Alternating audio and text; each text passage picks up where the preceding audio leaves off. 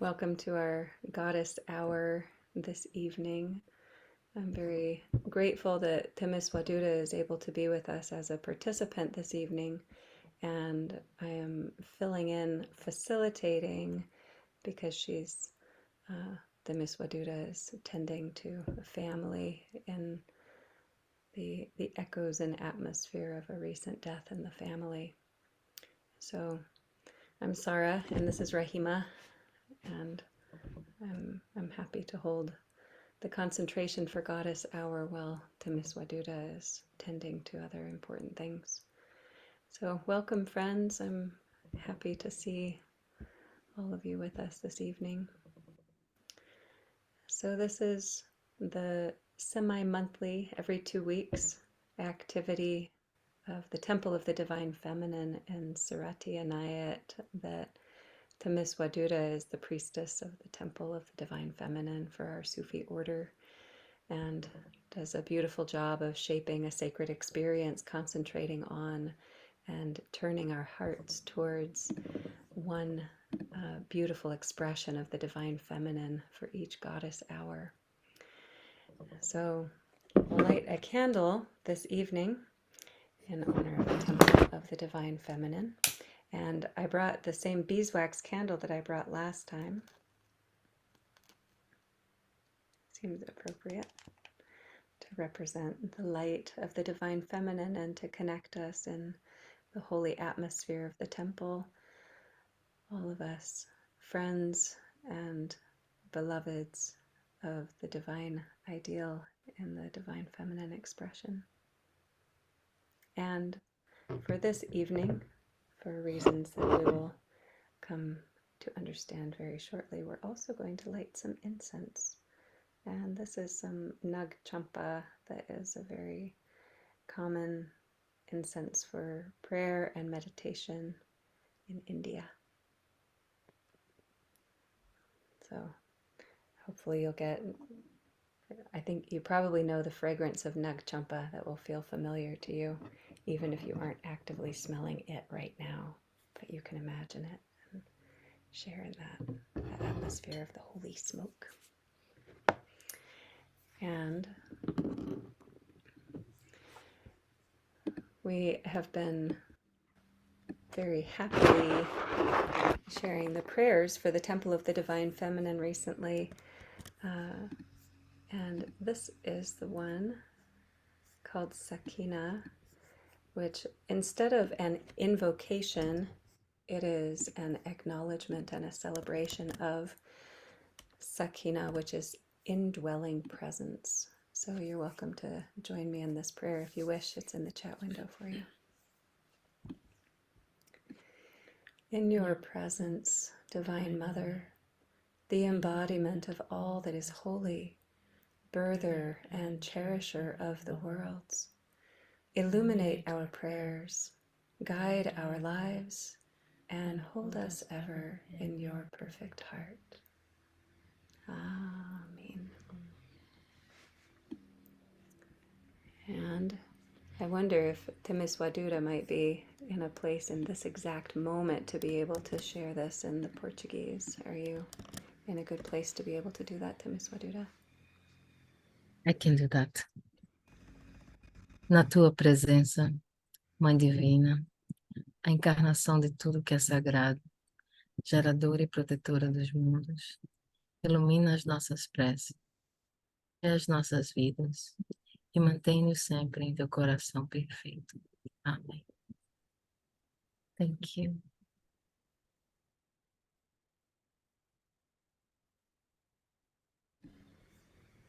Oh, thank you, beautiful friend. I love hearing your voice in that exquisite Portuguese translation.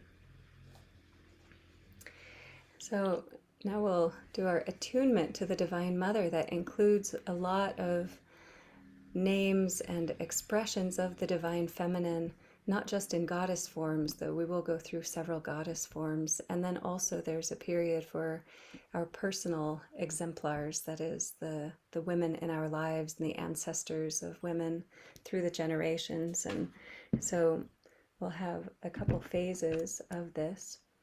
And we'll start with this beautiful opening prayer that is introducing the practice of the attunement to the Divine Mother.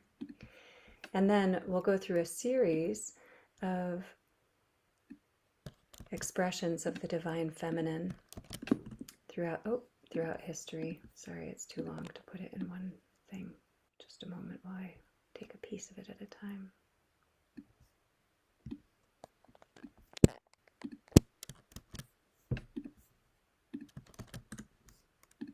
So you'll have a few different sections in here in the chat window.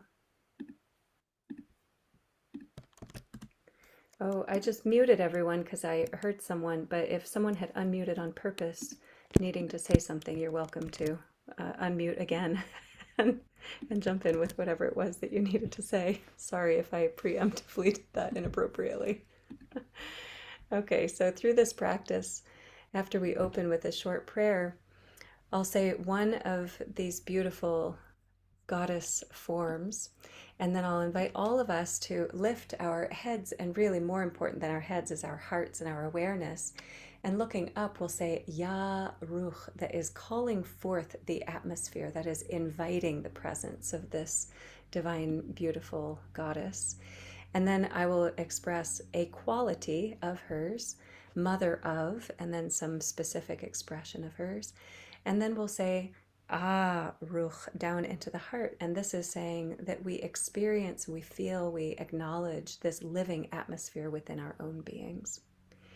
So after we go through a series of these expressions of the Divine Feminine in kind of further away forms, then we'll take a short pause before coming into the expressions of these Divine Mothers in our own lives. And when we get to that part of it, we'll have just a momentary pause after I say, beloved grandmother, and then you can fill in the name of one of your grandmothers. We'll do two different grandmothers, and then mother. And then it is the generation of the women that are the birthers of your children. So when we get to that part, we'll say, beloved mother, and for that I invoke myself because I am the mother of my own children. But if you have someone close to you, a wife, a spouse, a sister, someone who is the mother of the next generation, you're welcome to put in the name of that person for your own experience. And then when we say to your daughter, that is the mothers of your grandchildren, then you can fill in whatever names of that generation feel appropriate to you. Okay. So the attunement to the Divine Mother. Divine Mother, by your grace, we open our hearts to you in the forms of strength, beauty, wisdom, creation, mercy, faith, and love. As beloved Gaia, Ya Ruch, Mother of all life, Ah Ruch, beloved grandmother spider, Ya Ruch, Mother of balance and harmony, Ah Ruch, beloved Shilanagi, Ya Ruch, Mother of openings, Ah Ruch, beloved Inanna, Ya Ruch, Mother of our shadows, Ah Ruch, beloved Saraswati, Ya Ruch, Mother of devotion, Ah Ruch, beloved Amaterasu, Ya Ruch, Mother of light and life, Ruh.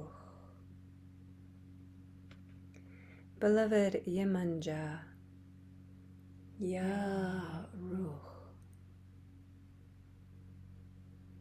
Mother of self-love, Ruh. Beloved Uma Mariam, Ya Ruh.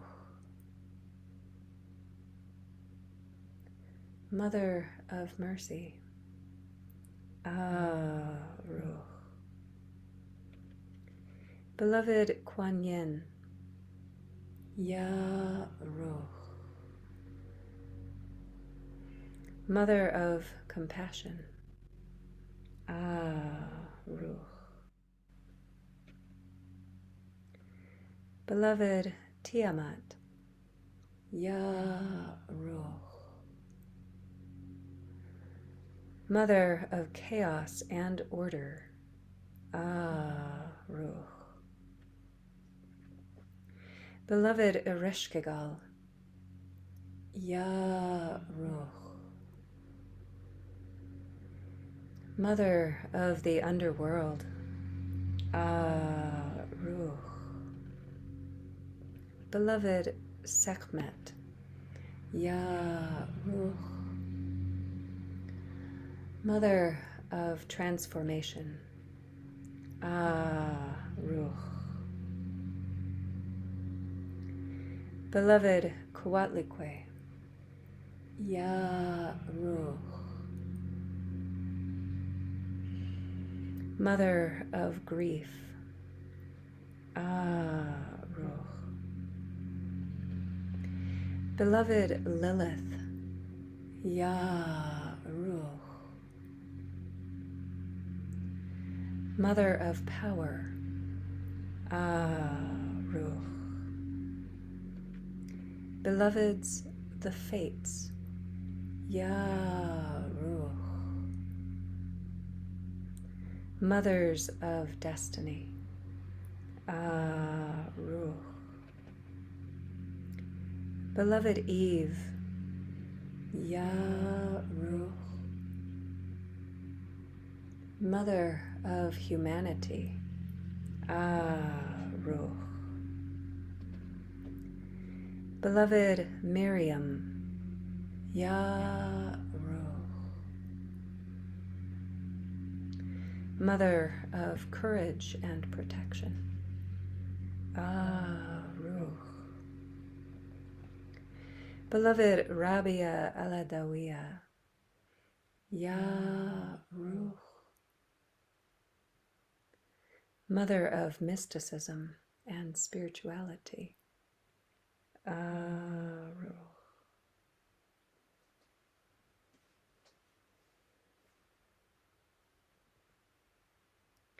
And now we'll invoke and open our hearts to our personal exemplars. So we'll have enough space for you to fill in the names of your grandmothers and mothers, selves or wives, daughters.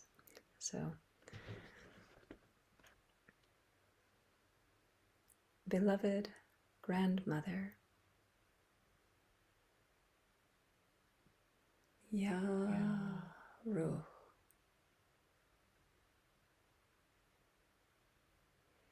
Mother protector, Ruh.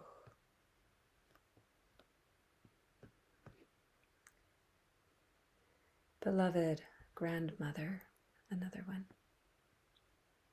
Ya Ruh.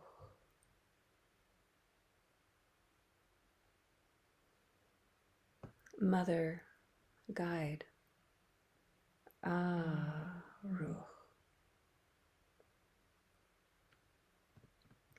Beloved mother, Ya Ruh.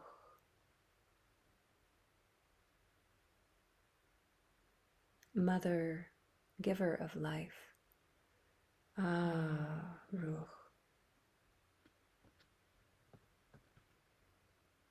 Beloved wife or the mother of your own children, Ya Ruh. mother, nurturer. Ah, Ruh. Beloved daughter, mother of your grandchildren. Ya, Ruh.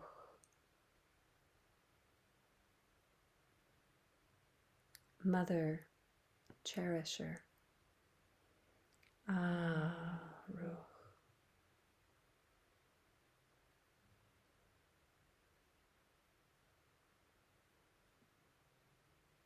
Beloved mothers, you grace us with your blessed presence. We offer to you our love, our respect, and our gratitude. Amen.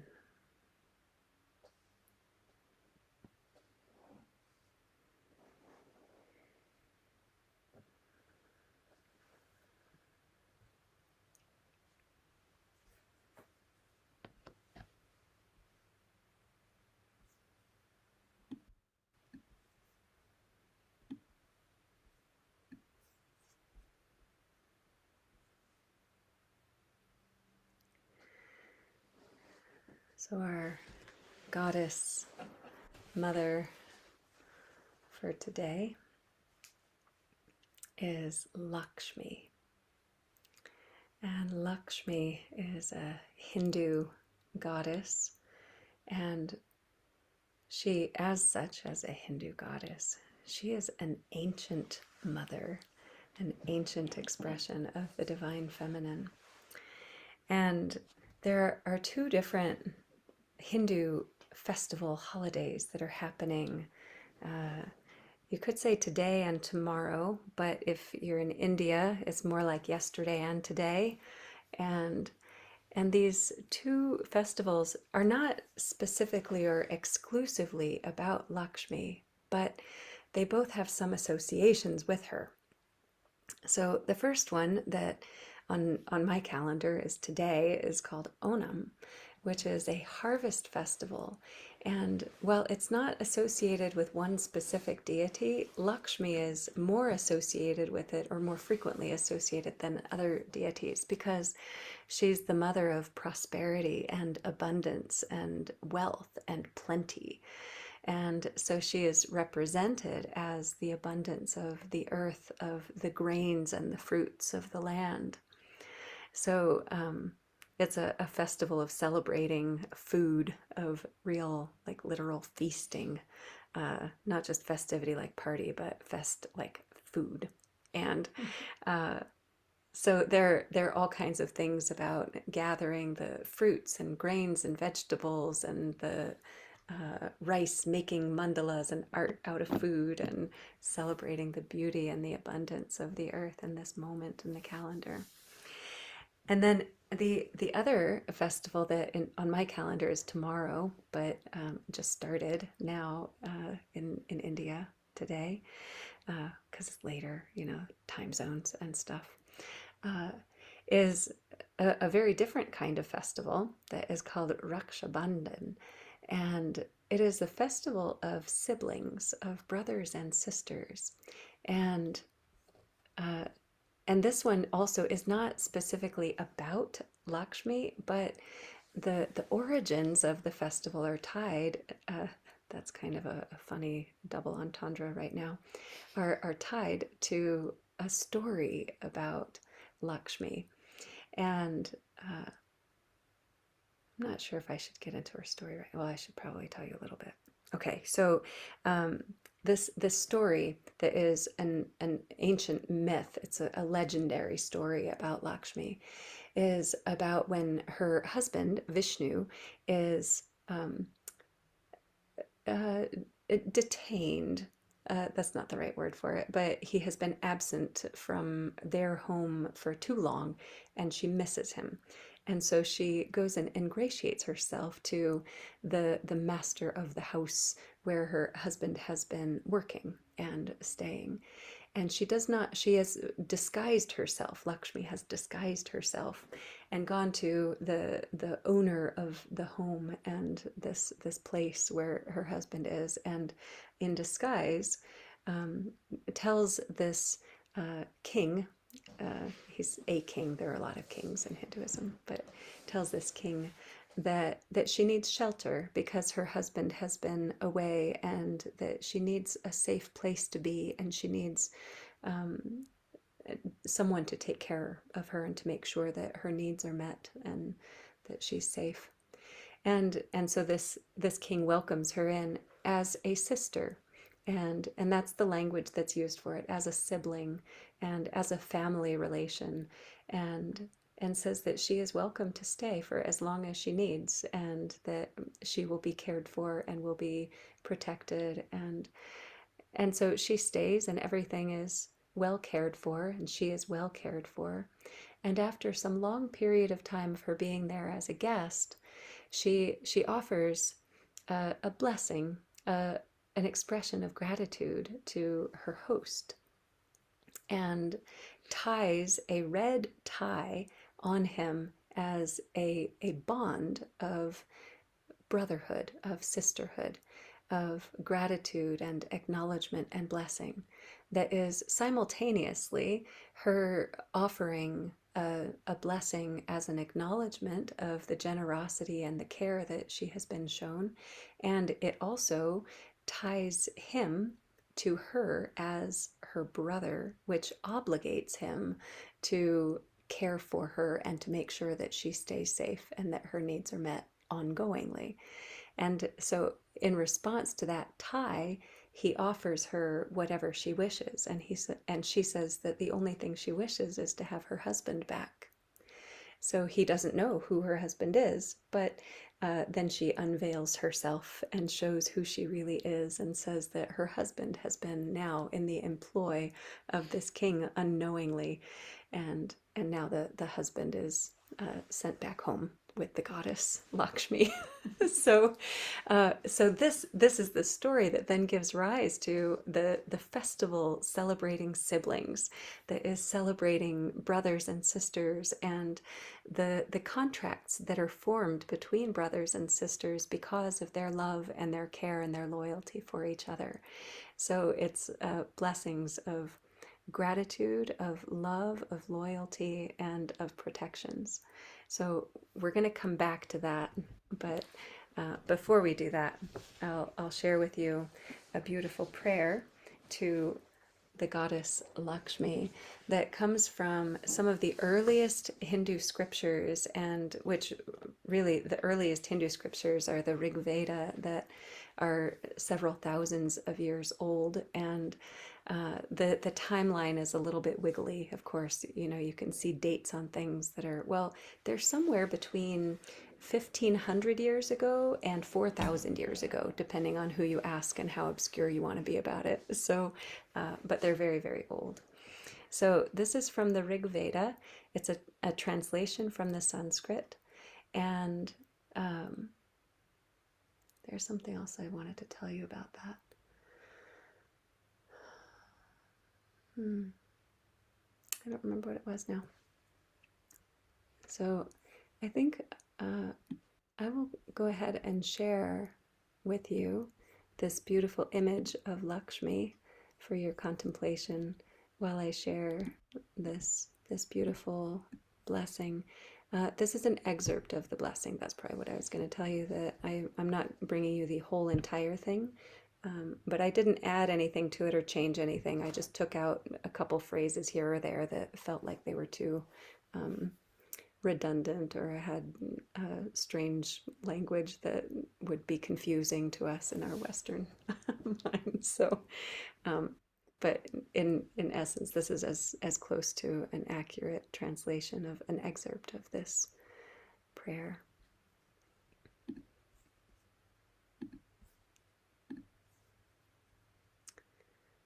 Okay. I hope you can see this image okay. Is that showing up all right for you? Okay. Oh, but I should move it for so you can actually see it over here too. Okay, from Sri Suktam, from the Rig Vedas, the oldest Sanskrit Hindu scriptures. Indra, the demigod king of heaven, said, I offer my obeisances unto the lotus-born mother of all beings, unto Sri Lakshmi, the goddess of fortune. Having full-blown lotus-like eyes and reposing in the heart of Vishnu, I offer my obeisances unto the goddess who is the abode of lotuses, who holds the lotus, whose eyes resemble the petals of a lotus, whose face is a lotus, and who is dear to the Lord, who has a lotus navel.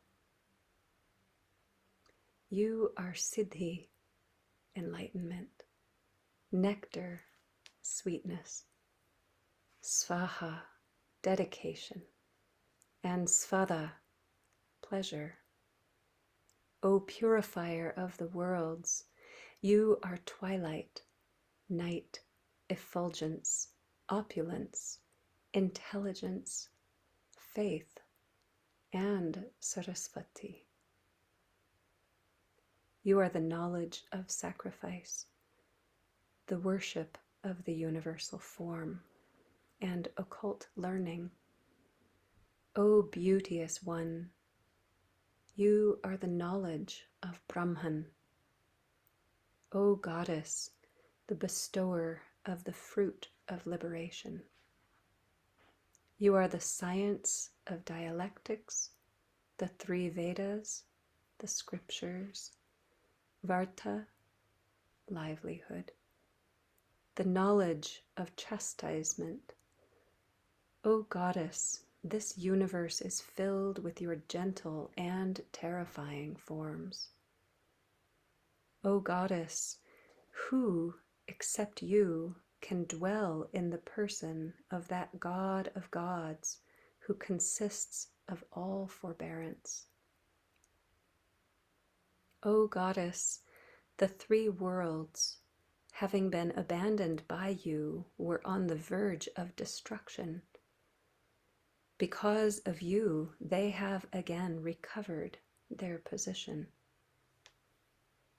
O exalted one, men are endowed with wives, children, houses, friends, grain, and wealth due to your constant glance.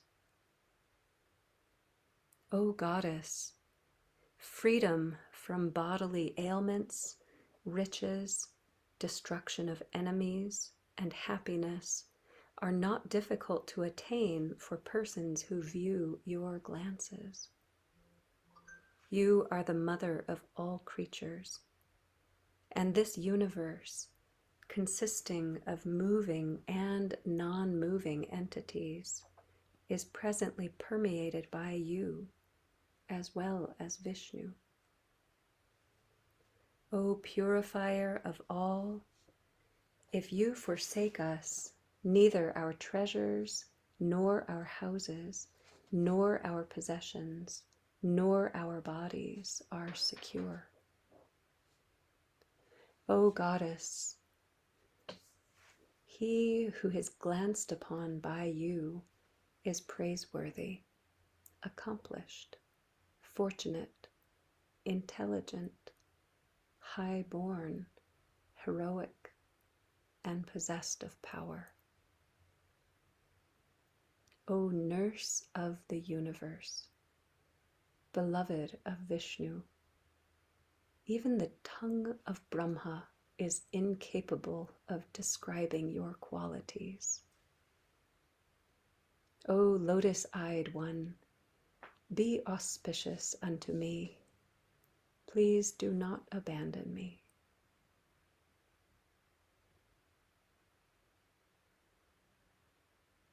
And Sri Lakshmi, the goddess of fortune, said in response, I shall never turn my face from one who praises me every morning and evening with this hymn.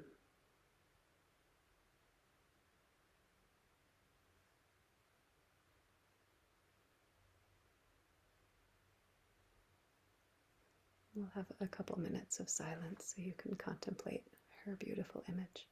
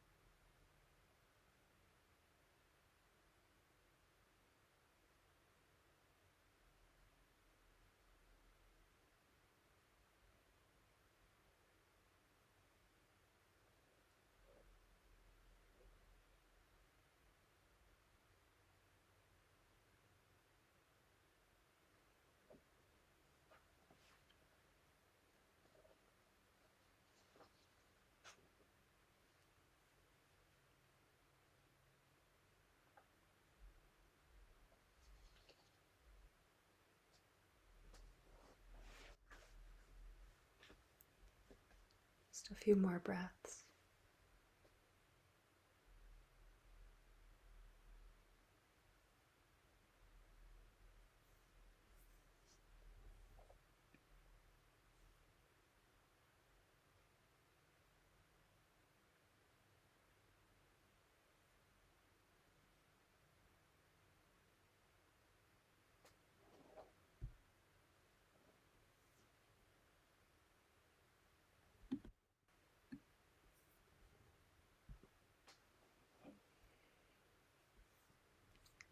And before we open this for sharing from all of you, I would like to invite you to participate with me in a symbolic tying of sibling blessings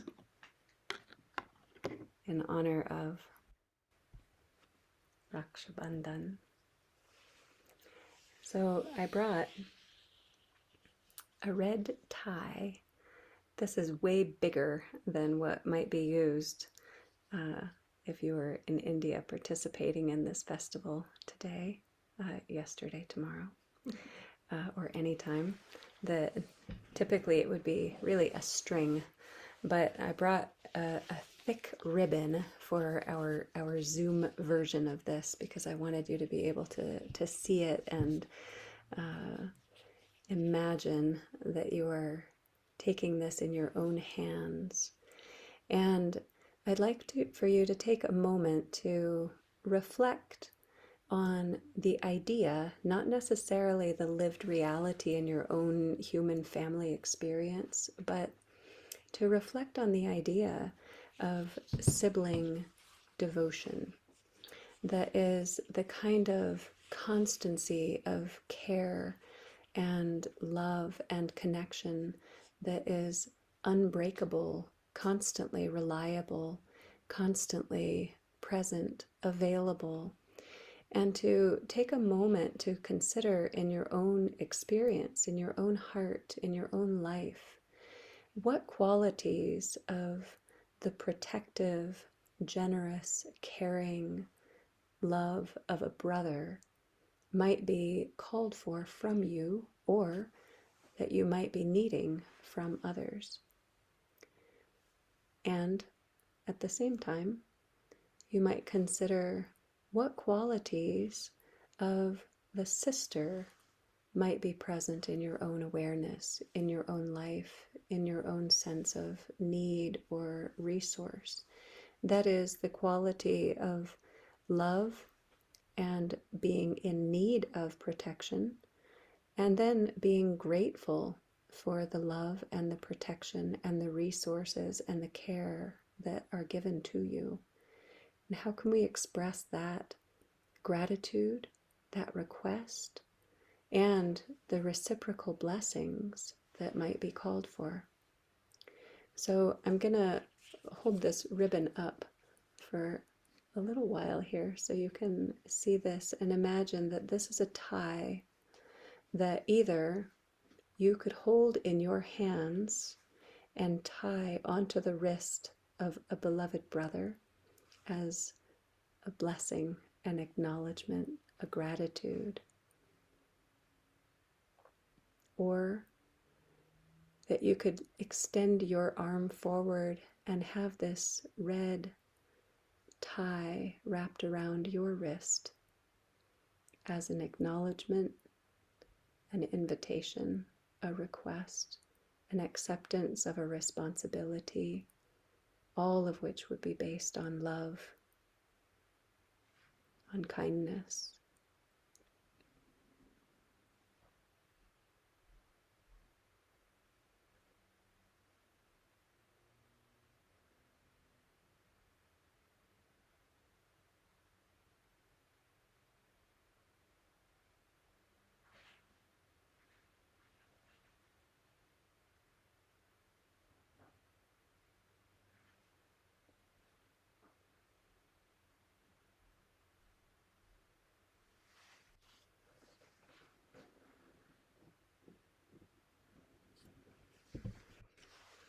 And it is not necessary for you to say anything about that as part of your sharing or check-ins, but you are welcome to if that feels like a useful exercise for you.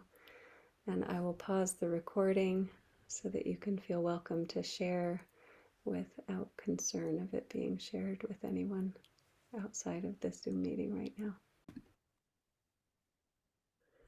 Oh, thank you, friends, for all of those beautiful sharings and stories and personal histories and connections and relationships. And so, before moving into closing prayers, I just want to acknowledge the tenderness and the importance and the beauty and the challenges of the sibling relationships and the ways that we can be inspired and healed and nourished, and to strive for the relationships and the connections that are most helpful and necessary for our own stability and well-being and thriving in the world. So for whatever things have been awakened within each of us, each of you, in our conversations and sharings this evening, offering a breath of gratitude, of acknowledgement, of healing, of stability and strength, of rightness and goodness for all these experiences and desires and the joys and the struggles to be held within the heart of the great Divine Mother Goddess.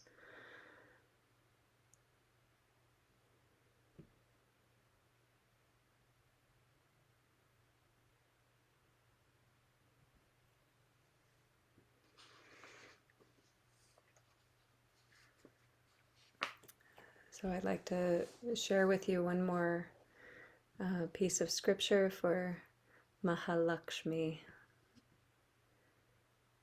and then we'll have a closing prayer.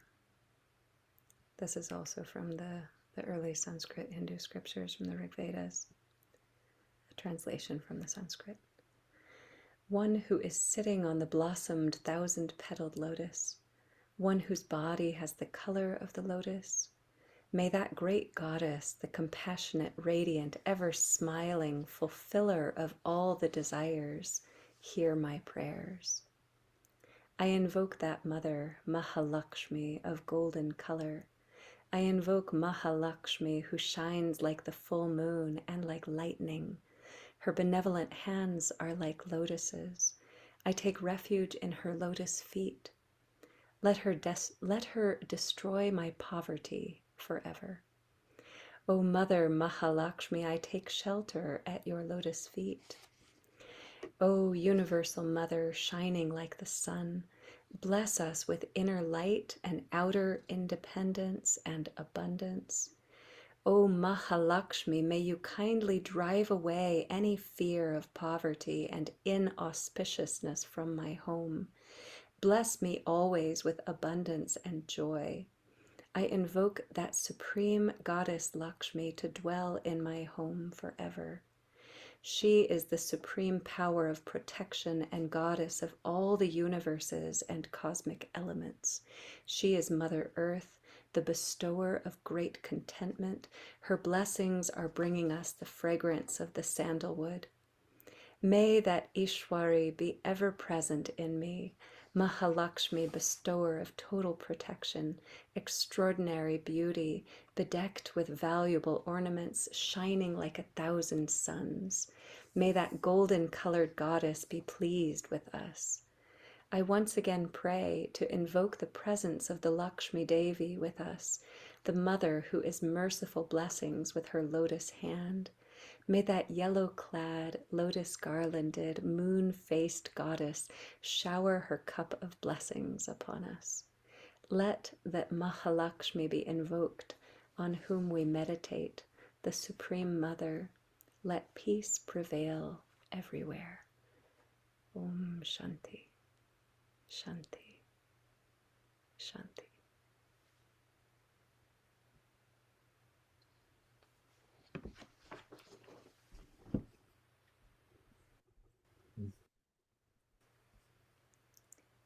And here's our closing blessing. I'm going to put it in the chat window, so you're welcome to say it with me if you like.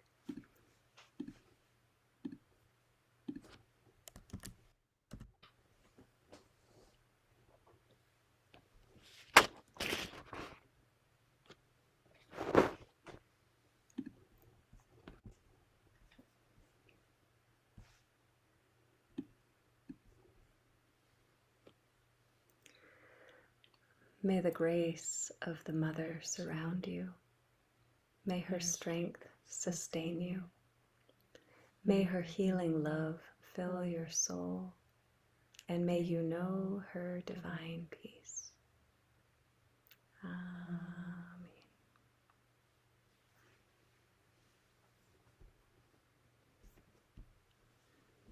Thank you, beautiful friends. The next Goddess Hour will be back with the Miss Waduda on September 12th, I'm pretty sure. So 2 weeks from now. I hope you can join us then.